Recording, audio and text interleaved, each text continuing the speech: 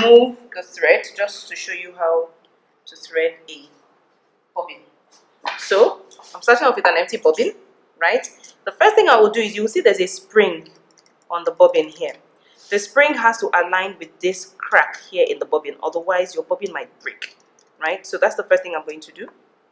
I'm going to align the bobbin and you'll hear it click. You can see that I have arrows, but let's pretend you don't have an arrow. The first thing you need to do is ensure that the thread faces away from you. So the thread will face away from you, and then you now create an inverted 8, like that.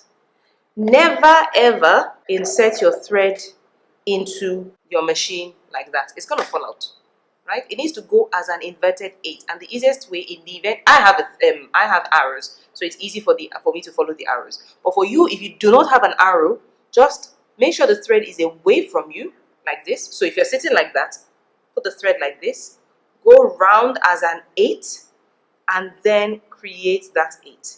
And then leave a bit of thread so that you can go around the bobbin a little bit, like that. You don't need as much as I have, so I can actually just cut this off, right? When I have done that, I lock it. In this case, I lock it this way. For some machines, you push this to the left to lock it, but depending on your machine, it doesn't really matter. You lock it. Once I lock it, I press my foot control, and it begins like that, and I'm threading my bobbin. Easy peasy. Now, the beauty behind most machines is when the bobbin is full, it's going to stop automatically, and it has stopped. So it means the bobbin can no longer take any more thread. And then what do I cut off a little bit? I need to have a bit of thread hanging. It is very, very, very important to have that thread hanging. Now, the next thing, so now I have my thread hanging. I'm going to take my bobbin and I'm going to insert the rod through this hole, like that. Ensure that you insert the rod in such a way that the thread is going, there's a crack here. You're going to pass this thread through the crack, so it has to go in the direction of the crack. What a lot of people do is they do it in a clockwise manner, whereby the thread is threaded against it. It's going to mess up your sewing. So always make sure that the thread goes in the direction of the crack, like that, right? And then it goes in there, goes under there, and then comes out like that.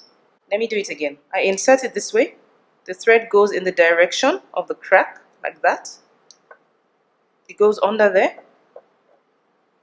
and it comes out here. Easy.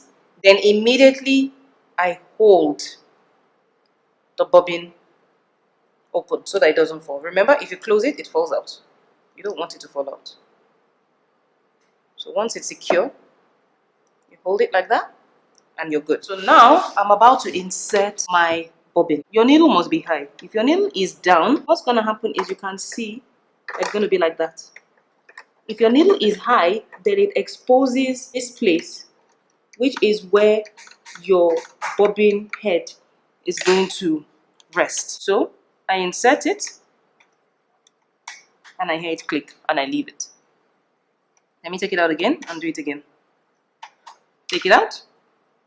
Make sure your needle is high to expose that bobbin head, and then push it in, and you hear it click, and you are done with that.